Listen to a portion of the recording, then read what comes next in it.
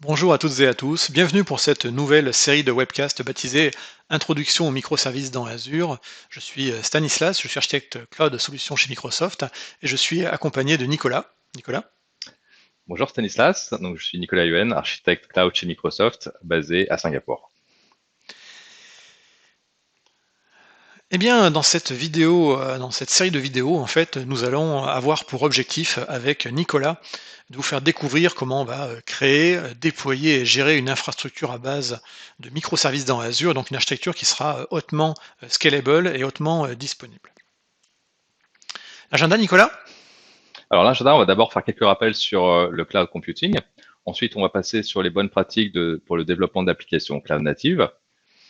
Troisième vidéo sera sur sur les conteneurs, les orchestrateurs de conteneurs. Et enfin, nous parlerons plus d'une approche DevOps avec la gestion du code, cycle de vie des déploiements, gestion de montée de version et enfin la dernière partie sur la surveillance d'une plateforme CAS.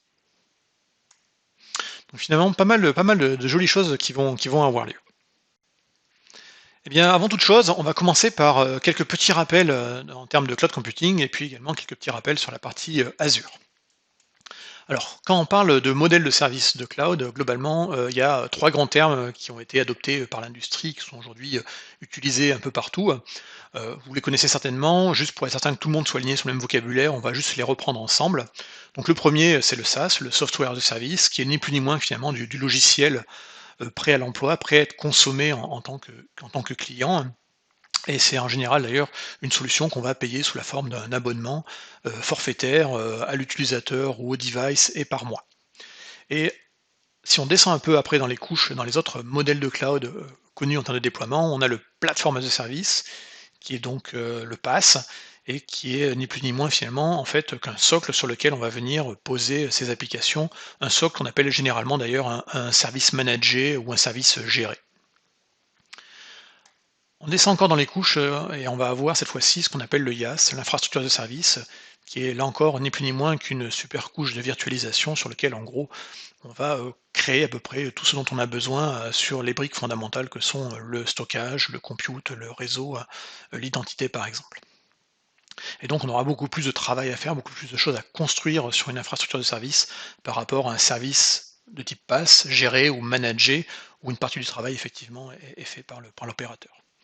Alors ce dont on va parler en fait dans cette série de webcasts va se situer quelque part entre le platform as a service et l'infrastructure as a service, et donc ça s'appelle le CaaS, le Container as a Service. Donc vous l'aurez compris, hein, dans les prochaines vidéos, on parlera de containers, d'orchestrateurs, etc. Retenez simplement que du point de vue des modèles de service cloud, Azure se positionne à la fois sur la partie infrastructure de service et également sur la partie plateforme de service. Plateforme de service, historiquement, depuis le début et le lancement de la plateforme en 2010, est vraiment infrastructure de service à partir de 2014. Alors Nicolas, qui est responsable de quoi et qui contrôle quoi finalement dans du cloud? Alors, dans du cloud, en fait, ça va dépendre encore une fois du type de service qui est sélectionné.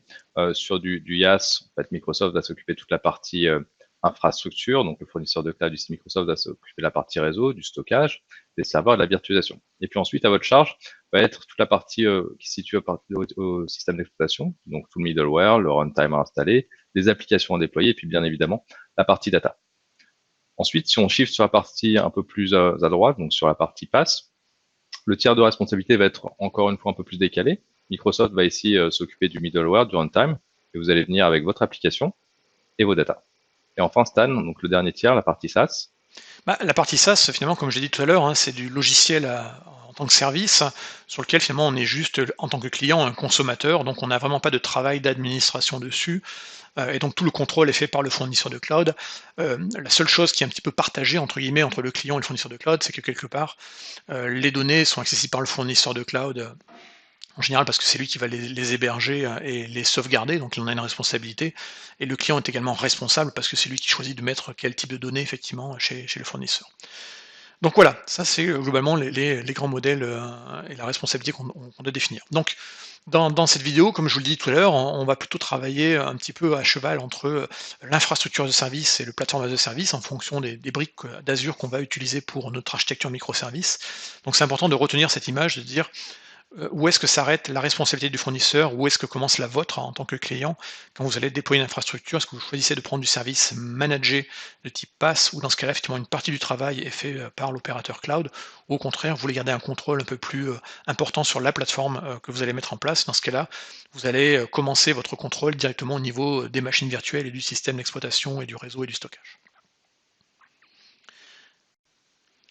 Alors du coup, quand on voit finalement, cette notion de changement en fait de façon de travailler en termes de responsabilité et de contrôle, eh bien, clairement, quand on sera sur des applications en microservices hébergées dans du cloud public tel que Azure, on doit effectivement changer, sa façon de travailler, donc plus être dans cette approche all the way, telle qu'on la connaît avec un contrôle complet sur son data center, avec des machines, qu'on va provisionner, acheter et puis qu'on essaie de faire durer le plus longtemps, possible. Dans du cloud public, on va être plutôt un consommateur de ressources, à la demande et donc l'idée effectivement, quand on va faire du microservice, c'est de changer également sa façon de travailler, et derrière donc et également de développer ses applications. Alors, regardons un petit peu les nouvelles approches pour le développement d'applications cloud natives. On va parler ici d'un nouveau concept, enfin, un concept qui existe depuis déjà quelques années, la partie 12 factor. Alors, qu'est-ce que c'est les 12 factor? C'est un ensemble de méthodologies pour construire des applications software as a service qui vont en fait répondre à plusieurs règles. Donc, elles vont utiliser un format déclaratif pour l'automatisation des installations. Elles vont ensuite avoir un contrat clair avec l'OS sous-jacent qui offre une portabilité maximale pour l'exécution sur différents environnements. Ça va être également adapté à un déploiement sur des plateformes cloud. L'objectif, c'est de faire du software as a service. On va ici principalement cibler des environnements cloud. Et enfin, donc, les derniers points, donc minimiser les divergences entre le développement et la production et permettre en fait un déploiement en continu avec un maximum d'agilité. Et dernier élément très important, la montée en charge. Il faut que cette application soit résiliente, il faut qu'elle puisse s'adapter à la montée en charge de l'application et donc être évolutive. Donc souvent quand on doit résumer, quand on nous pose la question, c'est quoi une application cloud native?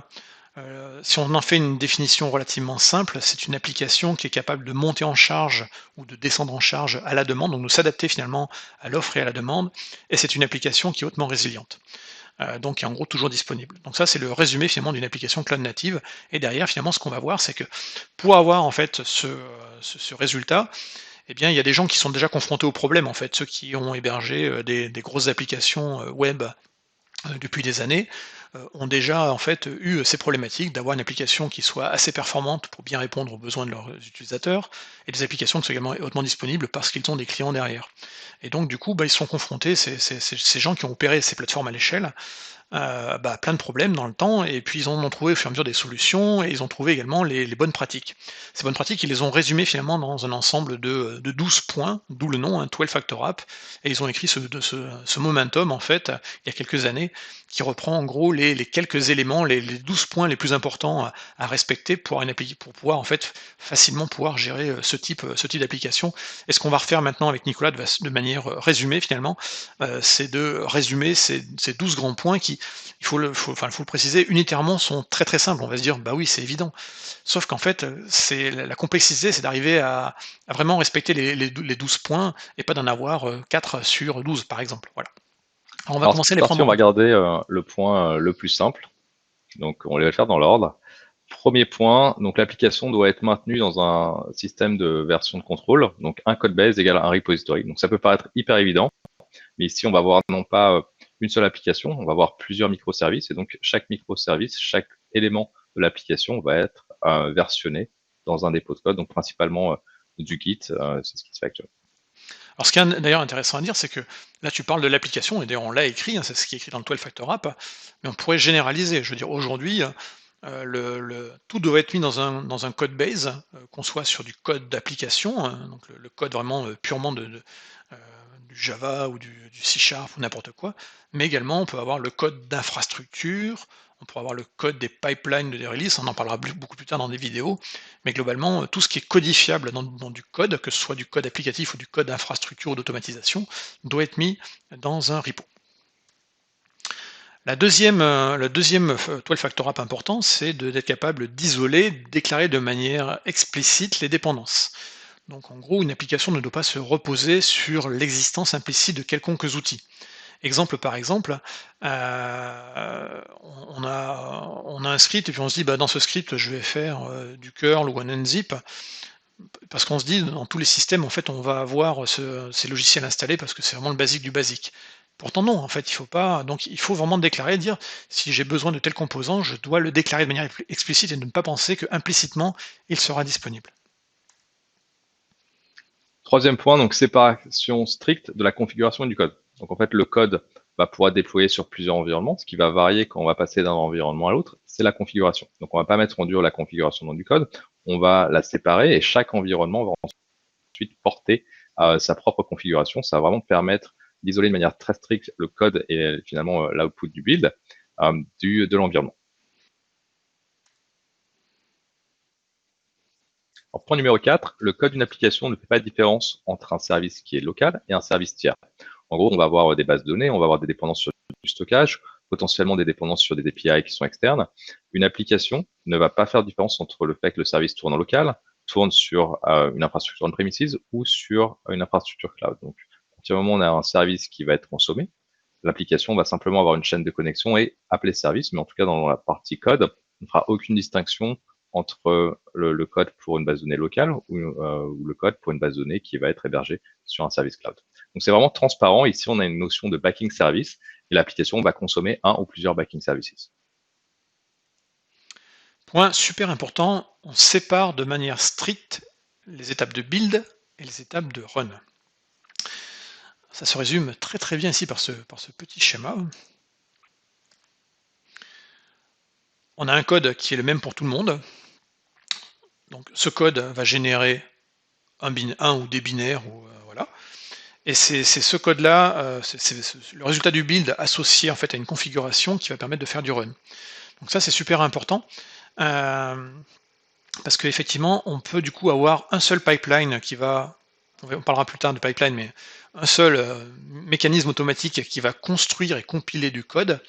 Et ensuite, ce code va être de manière automatisée déployé sur plusieurs environnements avec différentes configs. Donc les phases d'automatisation, de la création, de la compilation, de la préparation de l'application et les phases de déploiement doivent être vraiment très séparées, d'où la notion de build de run. Et on verra plus tard effectivement que en termes de pipeline, on parlera d'un côté de pipeline d'intégration et de l'autre côté de pipeline de déploiement. Et c'est vraiment ce qu'on va retrouver ici avec la séparation stricte de ces étapes de build et de run. Sans état, donc stateless, ne vont rien partager, donc on va essayer au maximum de ne pas avoir de données persistantes au sein d'un processus. L'objectif, c'est de stocker l'ensemble des datas sur un backing service, ça peut être une base de données, ça peut être un cache Redis. L'objectif ici, ça va être d'avoir des services qui sont plus résilients et donc de pouvoir faire la reprise sur erreur. On verra en fait plus tard que la capacité à avoir des processus en stateless va nous faciliter la scalabilité horizontale, parce qu'effectivement on va pouvoir ajouter ou supprimer des processus, et la perte d'un processus finalement n'entraînera pas une perte de données. Donc ça c'est vraiment très intéressant. Effectivement un backing service peut être une base de données, mais ça peut être un cache Redis ou d'autres choses comme ça. L'application doit être self-contained, donc la gestion des ports est gérée par la plateforme cloud. Là encore, on va avoir un ensemble de services qui vont exposer des ressources. On va pas s'amuser à gérer après, derrière, unitairement chacun des ports à ouvrir, etc. On va laisser faire les plateformes et des systèmes de load balancer après pour faire ça de manière automatique.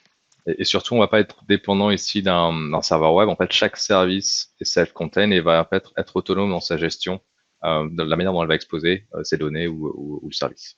Oui, et donc ça veut dire qu'on n'a pas forcément besoin d'un service, d'un serveur d'application tel qu'un Tomcat par exemple pour faire tourner son application. On pourra avoir des systèmes qui vont embarquer la mécanique pour pouvoir servir. Par exemple, si on est sur du .NET, on pourrait penser à Kestrel par exemple qui va permettre de servir les pages web.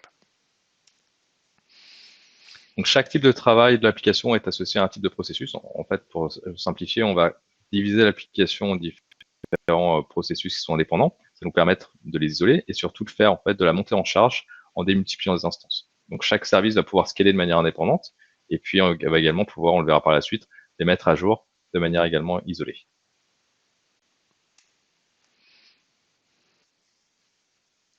Point suivant, augmenter la robustesse avec des démarrages rapides et des arrêts propres. Là, les processus doivent être robustes à une mort subite. En gros, un processus peut crasher, il ne faut pas que ça ait un impact majeur sur l'application. Il faut pouvoir également redémarrer le plus rapidement possible un service. Ça va nous permettre d'avoir des services qui s'arrêtent et qui redémarrent rapidement, et ça va nous permettre également d'avoir une scalabilité qui est plus réactive. Je sais plus à quel point on en était, hein, mais au moins le sixième là, ou septième, largement, si c'est pas le huitième. Donc garder les environnements de développement, de staging et de production les plus similaires possibles. Donc là, l'idée effectivement, c'est on l'a dit tout à l'heure, hein, on a un seul résultat de build qui est le même pour tout le monde et c'est la configuration associée au build, qui va permettre d'être exécuté dans un environnement de déploiement, en fait, voilà. Donc cet environnement peut être la prod, peut être, effectivement des environnements de Q&A, des Il y a environnements de il y a test. d'autres aspects associés à ça également. C'est vraiment toute la partie version du runtime, version de l'OS, version de la base de données. Tout ça, en fait, il faut que ce soit le plus similaire possible. On n'a pas envie d'avoir une base de données en dev qui est du MySQL et de passer sur du SQL Server en production. Là, Ouais, l'objectif, c'est vraiment de garder toutes ces versions le plus alignées possible. Ça ne veut pas forcément dire utiliser la même puissance pour les machines ou, euh, ou exactement la même configuration, mais il faut s'en rapprocher le plus possible. On va pouvoir peut-être tout mettre sur un environnement de développement, sur un serveur, sur la production, ça va être séparé sur plusieurs instances, plusieurs serveurs. La taille des instances va être différente. Par contre, la version et la stack logicielle et les dépendances utilisées doivent être le plus proche possible et vraiment ici minimiser la divergence de manière à ne pas avoir de mauvaises surprises lorsqu'on passe d'un environnement à l'autre. ouais, je crois que le plus important, c'est vraiment les versions doivent être les mêmes. C'est-à-dire que si au moment où vous avez, du SQL Server, vous n'allez pas faire passer en dev du SQL Server 2017 en dev et du 2019 en prod, par exemple, ou un Windows 2012 d'un côté et un 2019 de l'autre. Donc on prend les mêmes environnements, installés de la même façon, justement pour éviter et pour bien tester avant d'envoyer en production. Si effectivement le jour où on passe en production, ouais, c'est comme la pré-prod, mais pas tout à fait pareil parce que tu comprends, on n'avait pas l'argent pour les licences, les nouvelles licences, et cetera. Bah, en fait, chaque fois qu'on ajoute des petites différences, potentiellement ça veut dire que, ben, il y a des tests qui vont pas donner les mêmes résultats, en fait, en fonction des environnements. Donc ça, c'est vraiment important, là-dessus. Ouais, on compare plus la même chose et du coup, en fait, on introduit des éléments de surprise en production. Et ben oui, en fait, on arrive sur les 11e et 12e, donc on est bien là sur les 12 Factor App. On va traiter les logs comme un flux d'événements. Donc, quand vous allez faire des applications microservices, vous ne devez pas réinventer la roue et recréer au sein même de l'application son propre système de logs. En plus, on a parlé tout à l'heure d'applications plutôt stateless, donc du coup, on ne doit pas avoir un état local stocké, parce qu'effectivement, comme on l'a dit, il va pas y avoir une persistance forcément dans ces applications. Elles vont pouvoir mourir, elles doivent résister justement, effectivement, elles sont assez jetables, comme tu le disais tout à l'heure. Donc il va falloir traiter les logs finalement de chacun des microservices ou de chacun plutôt des instances d'un microservice comme un flux d'événements. Et ce flux, en fait, on va l'envoyer après vers un système qui, lui, est en charge de gérer ces événements, c'est-à-dire de les stocker, de les router, d'en faire de l'analyse de dessus, de pouvoir faire des requêtes, et cetera. Donc en gros, quand on fait du microservice, on se concentre sur, la partie fonctionnelle du microservice et on ne recrée pas, en fait, des solutions, de monitoring, de log, et cetera et on fait surtout rien localement. On traite ça comme un flux d'informations et on va l'envoyer vers un système tiers qui lui, gérera et agrégera l'ensemble en fait, des logs d'une plateforme de microservices. Dernier point, les tâches de maintenance ou d'administration sont également versionnées. Donc tout ce qui va être lié à un environnement va être versionné avec le code source et on va ensuite exécuter ces tâches directement sur les environnements. Donc si j'ai un script par exemple qui va nettoyer une base de données, ce script il va être versionné par rapport à une release de mon application et il va être également déployé sur l'environnement cible. Donc tout ce qu'on va exécuter en termes de maintenance, en termes d'administration, c'est quelque chose qu'on doit scripter le plus possible, qu'on doit automatiser et qu'on doit également versionner. Donc ça rejoint vraiment finalement le premier point d'utiliser vraiment le dépôt de code pour tout et de tout versionner. Et on peut rajouter en plus sur le dépôt de code qu'on peut mettre la documentation dans le dépôt de code. Donc elle est versionnée. Je pense que le meilleur exemple d'une documentation ultra versionnée, en fait, finalement, c'est le site de la documentation technique, par exemple d'Azure, qui est en fait entièrement sur GitHub. Donc ça veut dire qu'avec quelque chose de versionné, on a toute la traçabilité des changements qui peuvent avoir lieu dans la documentation. On peut faire en arrière, on peut faire des pull requests, on peut ouvrir des issues quand on voit qu'il y a un problème dedans, et du coup on a une trace de tout. Donc ça c'est vraiment super important d'arriver à tout documenter, tout tracer, et d'aligner la documentation avec le code applicatif ou le code d'infrastructure dans le même endroit. Je sais que tu es très au fait du système de pull request pour la documentation Microsoft puisque tu contribues activement. Ouf, je fais surtout des issues que des pull requests. Donc, on vient de voir les 12 Factor Apps. Maintenant, on va passer à la loi de Conway. Donc, Melvin Conway, en 1968, a écrit une loi qui dit la chose suivante. Donc, les organisations qui définissent des systèmes sont contraintes de les produire sous des designs qui sont des copies de la structure de communication de l'organisation. Bon, c'est un peu compliqué. Stan, est-ce que tu peux me faire un résumé? Alors, oui, je vais te le faire, c'est pas moi plutôt que j'ai dans une conf DevOps qui a eu lieu à Paris, un consultant a résumé très, très bien cette phrase qui, quand on la lit, est assez complexe et heu et donc finalement la sienne est beaucoup mieux. L'organisation des équipes a un effet direct sur le code que l'on produit. Donc ça, c'était Clément Rochas qui racontait ça.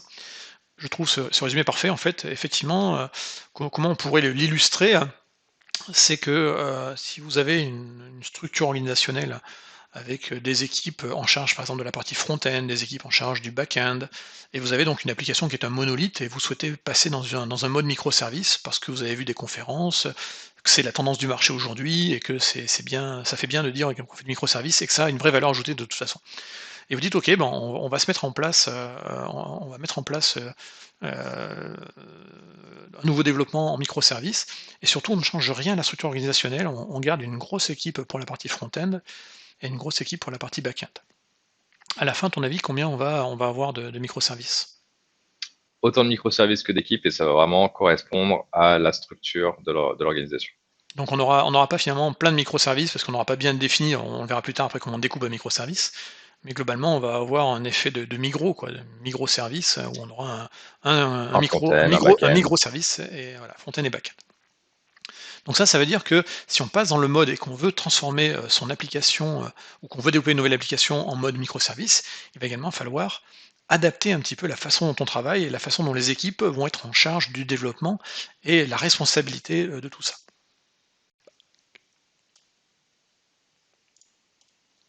Alors, tout ça pour dire finalement, quand on parle d'organisation des équipes, que, en fait, on a tous un ADN. On a tous un ADN, alors souvent la pilule bleue, la pilule rouge, l'IT ou le dev. Et ça, en fait, bah, c'est simplement conditionné par, bah, en fait, nos études, notre expérience, professionnelle et puis notre appétence.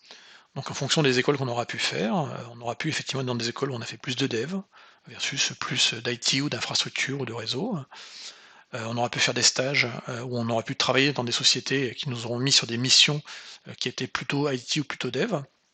Et puis, on a tous également, un intérêt par rapport à certains trucs. Toi, Nicolas, je sais que tu es plus intéressé par la partie dev. Moi, j'aime bien le câblage réseau, j'aime bien le stockage, enfin, j'aime bien l'infrastructure. Ce qui veut dire que du coup, en fait, on a tous quelque part un petit peu, heu, notre rôle dans un système d'information, mais qu'il est guidé effectivement par notre teinte. On peut appeler ça une teinte. Et du coup, dans cette approche de l'IT du dev, on va tomber sur ce qu'on appelle l'approche classique, Nicolas. Donc l'approche classique, on en parlait tout à l'heure, donc l'ancienne méthode, les développeurs vont produire du code source à partir d'une demande détaillée dans un cahier des charges. Donc ils vont recevoir des specs, ils vont regarder les specs, ils vont faire des estimations, ils vont faire un choix d'architecture, et puis ensuite ils vont faire donc les développements. Et un développeur en général, donc avec l'ancienne approche, une fois que le développement était terminé, ben, ça passe à la production. C'est vraiment deux équipes séparées avec souvent assez peu d'intercommunication ou de travail en collaboration entre les deux. Donc pour le développeur, le travail du développement semble terminé lorsque l'application passe en production, ou plutôt est déployée en production. Et là, pour eux, ça devient le rôle ensuite de l'IT. Et donc les services opérant la production sont, eux, plutôt concentrés sur la stabilisation des services et moins concernés par la performance du code et son évolution. On a tous, je pense, des anecdotes entre les équipes de dev et les équipes d'opération qui peuvent montrer en fait ce décalage entre les deux équipes. En fait, c'est un décalage qui est vraiment lié, alors souvent d'ailleurs à la problématique de la phase d'intégration où, les développeurs ont refait leur code, le package, le livrent et puis après ils disent: «Bah, allez-y, les IT, faites tourner ça». Sauf qu'en fait, chacun, on est vraiment sur le problème de la responsabilité, de chacun. C'est-à-dire qu'à partir du moment où les devs considèrent que leur travail est fini quand ils donnent le package à déployer à l'IT, bah, en fait, c'est là où on a toujours des frictions et en fait, elles peuvent des fois s'expliquer pour des trucs, super bêtes, hein. Si on peut avoir par exemple, des devs qui font leur application, qui la compilent, ils la packagent. Ils en font par exemple un magnifique fichier zip et puis ils se disent: «Ben, pour faciliter l'intégration, on va, on va mettre tout ça dans un script et puis l'IT n'aura plus qu'à le déployer». Et là, ils peuvent se dire: «On a bien travaillé, là-dessus», et puis l'IT quand il va essayer de déployer le script, ça a pas marché. Et là, des fois, en fait, donc l'IT il va se dire: «Bah, les devs sont des idiots parce qu'ils savent pas packager une application ou ça marche pas». Et inversement, les devs pourront penser la même chose des IT. Alors qu'en fait, c'est souvent un problème de responsabilité et puis également de déclaration, de ce qu'on parlait tout à l'heure dans le Play Factor App, des, ressources qu'on doit expliciter de manière, explicite et non pas implicite. Donc là, dans l'exemple que j'ai donné, le problème, il est simplement peut-être que le dev, quand il a packagé et testé, son application et qu'il a testé son script de déploiement, et ben, son script de déploiement, enfin son package était Non, dans un fichier zip, dis-le, dans son script de déploiement, dis-le il Stan, a été ça marche sur mon poste. oui, c'est le célèbre «ça marche sur mon poste», voilà, faut le dire, qui est le dev dit: «Bah, moi j'ai testé, ça marche, et puis quand je vous le donne à vous, vous les ops, ça marche pas». Sauf que, là encore, le dev, il a sa vision de sur son poste, entre guillemets, de son environnement, alors qu'un ops, il va essayer de par exemple, d'installer un système où il y aura le moins de choses possible. Donc comme le dev n'a pas dit de manière explicite: «J'ai besoin d'avoir curl et unzip pour pouvoir exécuter, mon script», parce que finalement son script c'est quoi? Il va par un curl télécharger, l'archive et ensuite la dézipper. Là encore, l'IT, si on ne lui dit pas qu'il y a pas cette communication, et bien, en fait, sur un socle qui est, limité et durci, et ben, globalement, il aura pas curl ni unzip et donc du coup, ça marchera pas. Donc en fait, finalement, l'histoire des frictions entre, finalement, ces 2 populations lors des phases dites d'intégration, elle est simplement liée souvent, effectivement, par un arrêt, des responsabilités, puis en disant: «Bah non, c'est à lui de faire maintenant, c'est bon, je vais pas lui faire son travail». C'est souvent ça, en fait, qui se passe, plus le célèbre, effectivement, «ça marche sur mon poste».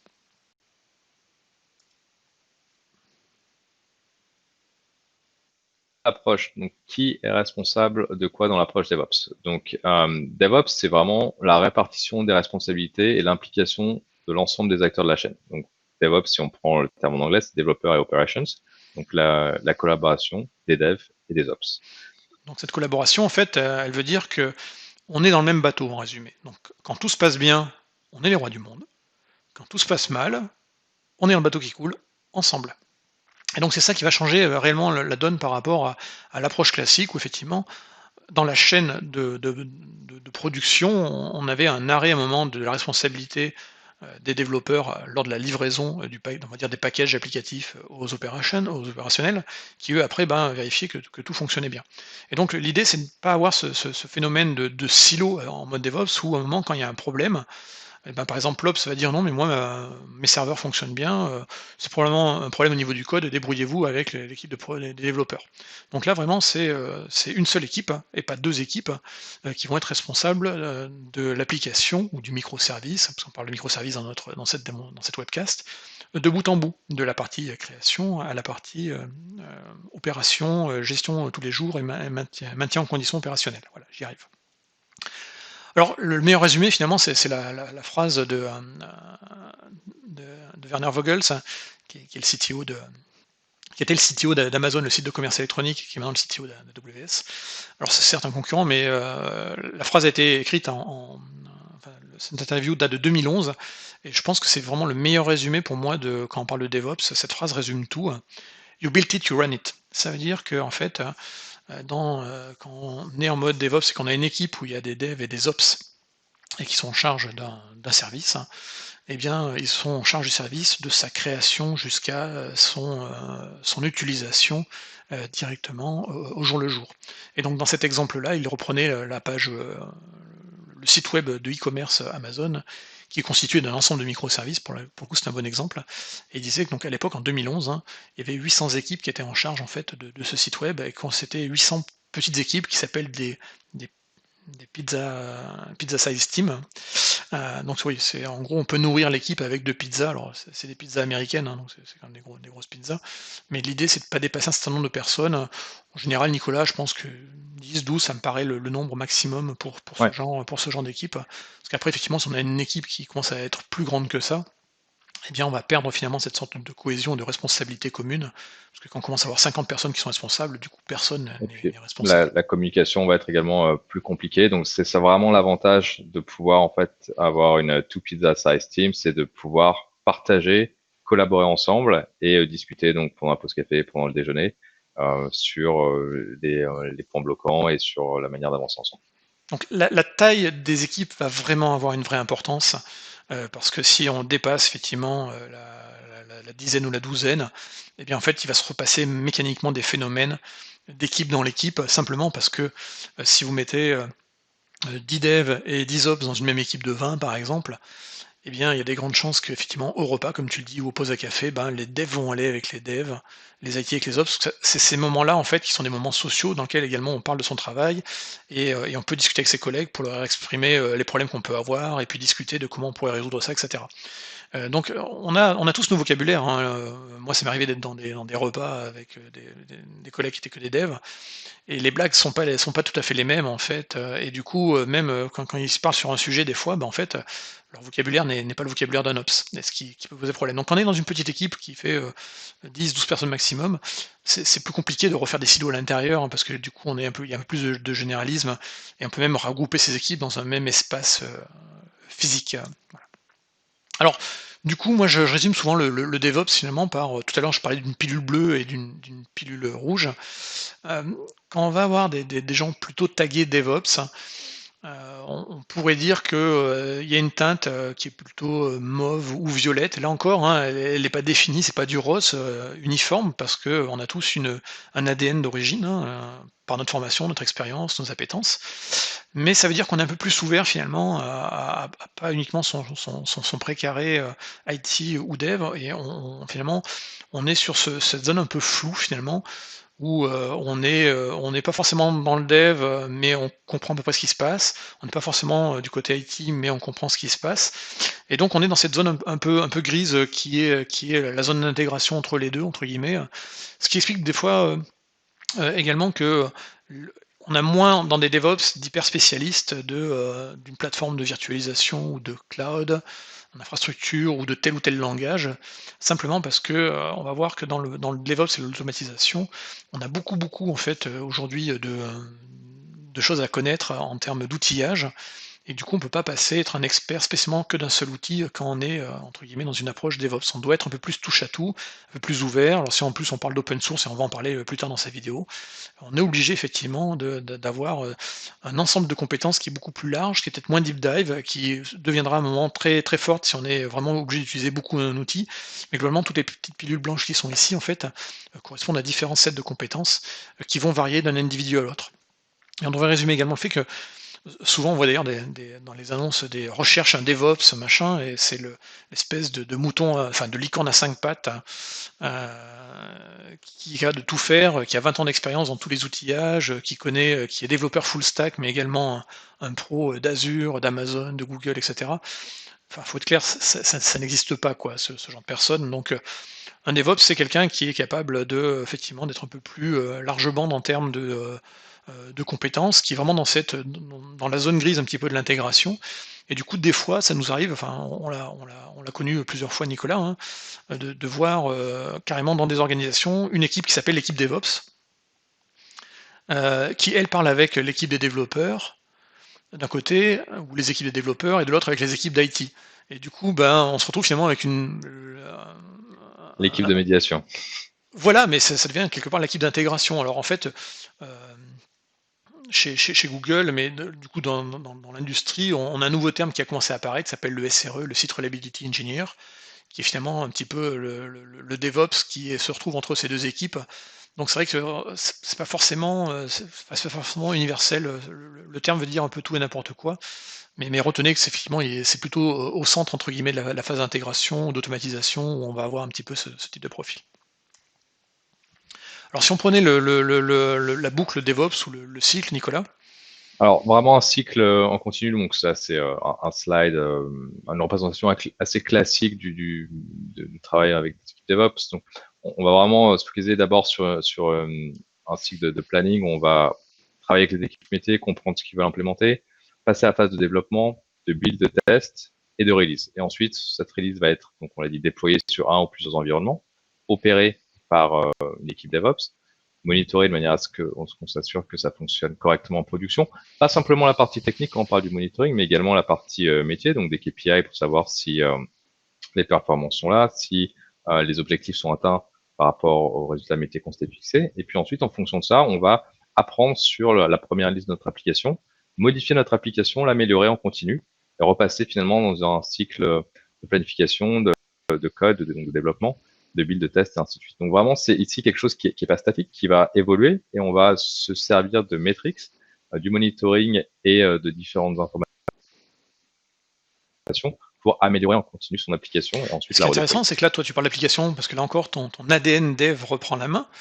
Mais on peut regarder le même cycle en fait en parlant d'une infrastructure et de dire une infrastructure, on va la planifier, on va la codifier avec de l'outillage d'infra as code, on va la construire, on va la tester, et puis ensuite on va la tester dans un environnement bac à sable, et ensuite on va la réaliser, et ensuite on va l'opérer, la monitorer, et puis on améliorera l'infrastructure. Donc là encore, les infrastructures avec du code deviennent versionnées, et donc vont pouvoir effectivement s'aligner avec des versions de code applicatif derrière, et cette boucle finalement elle est assez universelle.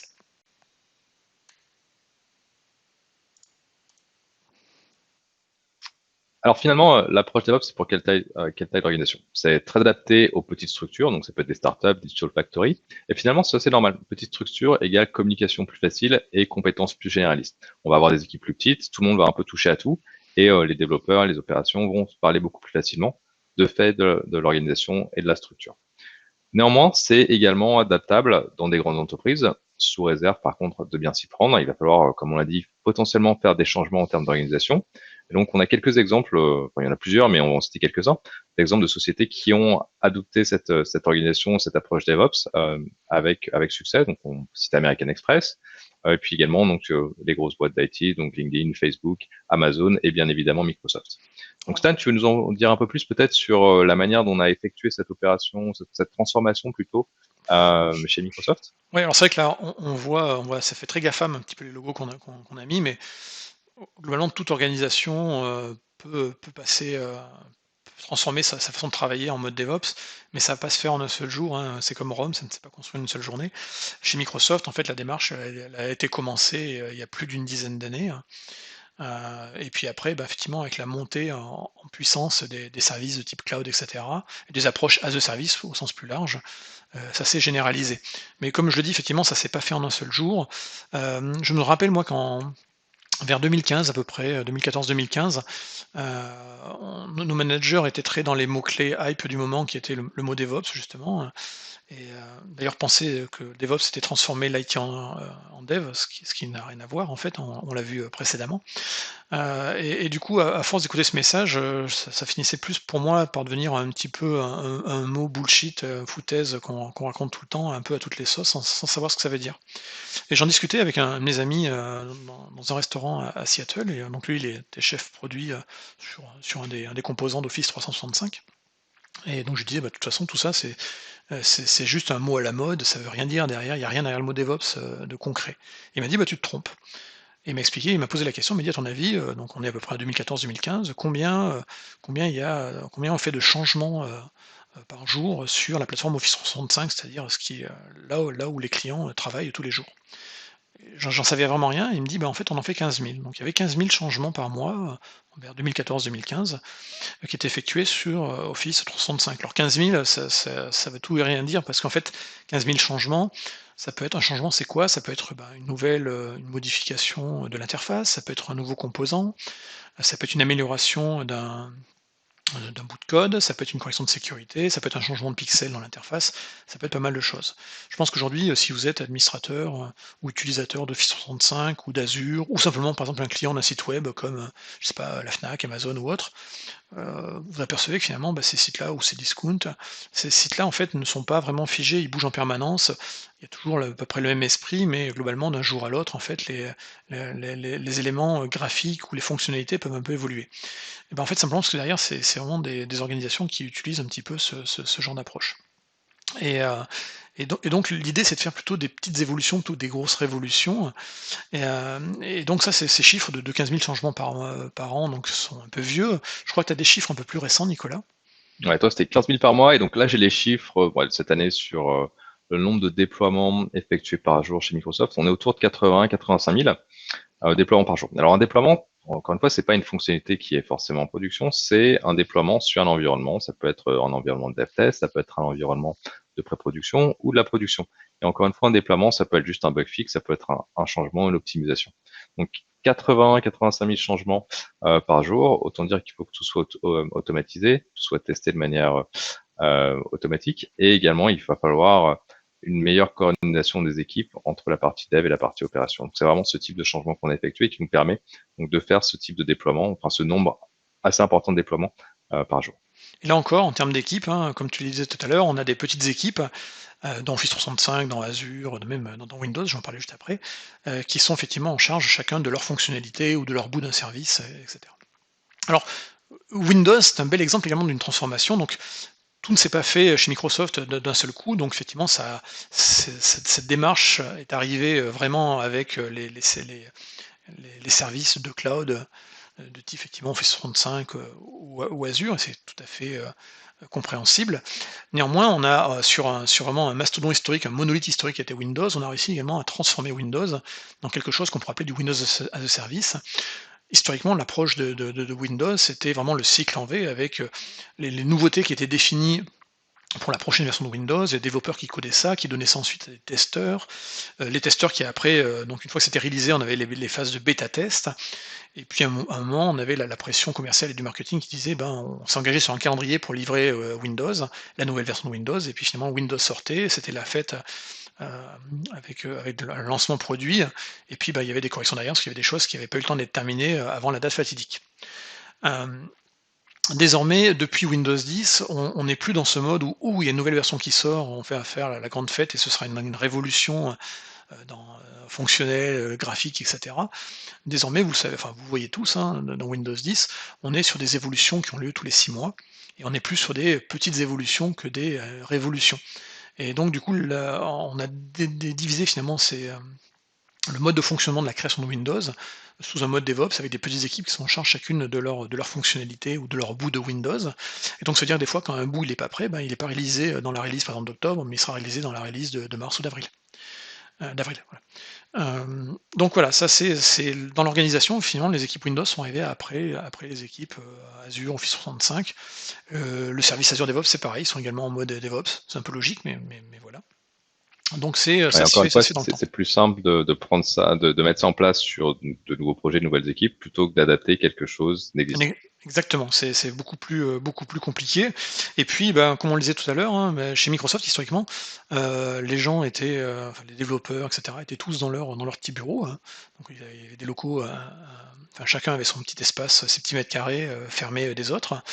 Et avec le changement également d'organisation, ben, on a changé également la façon dont on travaille. Alors là, ce qu'on raconte effectivement, c'est ce qui se passait pré-Covid. Là, il se peut que maintenant on revienne sur des trucs un peu plus fermés post-Covid, mais ça, le futur nous le dira. Mais toi, Nicolas, tu étais allé notamment à Redmond, à côté de Seattle, et tu avais Ouais, vu un on petit avait fait peu un l'organisation. petit tour à Redmond avec les partenaires et en effet, donc j'avais rencontré plusieurs équipes et c'est vrai que chaque équipe finalement avait des locaux assez séparés. Donc il y avait encore certaines équipes avec cette notion de silo ou de bureaux séparés. Et encore une fois, c'était libre au choix de l'équipe de faire ça. Après, les bâtiments un peu plus récents avaient des approches un peu plus modulaires où chaque équipe avait finalement un espace et c'était libre à eux ensuite d'agencer l'espace en fonction de la communication entre les équipes, la fonction, en fonction du type de travail qu'ils voulaient mettre en place. Et donc vraiment d'avoir quelque chose de plus adapté, encore une fois, à leur mode de fonctionnement. Et puis, au-delà de l'espace, c'est également le choix sur les technos, le choix sur le matériel qu'ils vont utiliser. Donc, vraiment plus de liberté. Euh, à la fin, c'est eux qui sont responsables, encore une fois, de ce qu'ils vont délivrer. Et c'est à eux de choisir finalement leur mode d'organisation de manière à travailler de manière collective et efficacement. Donc voilà, si on résume finalement un petit peu tout ça, c'est que la transformation, elle est faisable par toutes les organisations. Mais avant d'atteindre le 100 de l'organisation transformée, ça peut prendre des années, voire plus d'une dizaine d'années largement en fonction de la taille de l'organisation. Je veux dire, on connaît tous aujourd'hui on a tous Nicolas, des grands clients, des grands comptes, et cetera.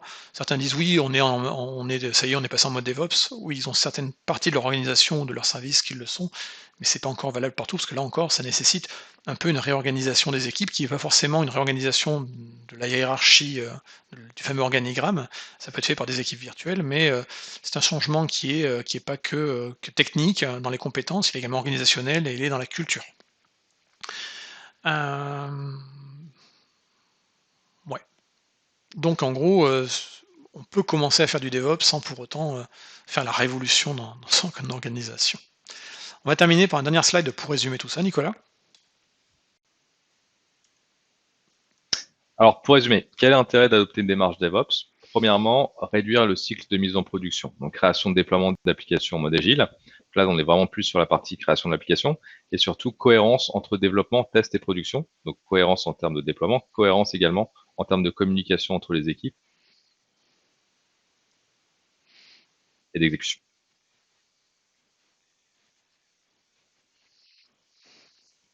Avoir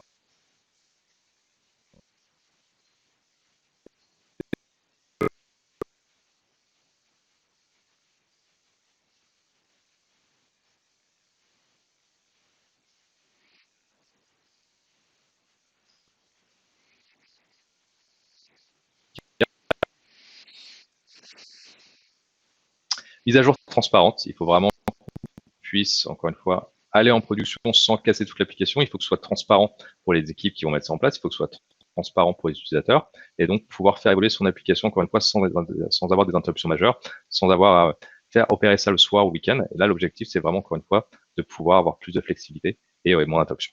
Et ça, on verra dans les prochaines webcasts comment on mettra ça en place avec quels outils. Donc le rappel, hein, je pense vraiment la chose la plus importante dans une démarche DevOps, c'est qu'on met en commun les responsabilités. Tout le monde est dans le même bateau, hein, on pourrait résumer ça par le bro code, hein. Un bro doit toujours dire oui en support à notre bro, donc au sein d'une petite équipe qui doit faire, on va dire, moins d'une douzaine de personnes, il ne faut pas faire du finger pointing, de montrer, dire c'est la faute de lui ou la faute de lui. Tout le monde est responsable, on partage la responsabilité.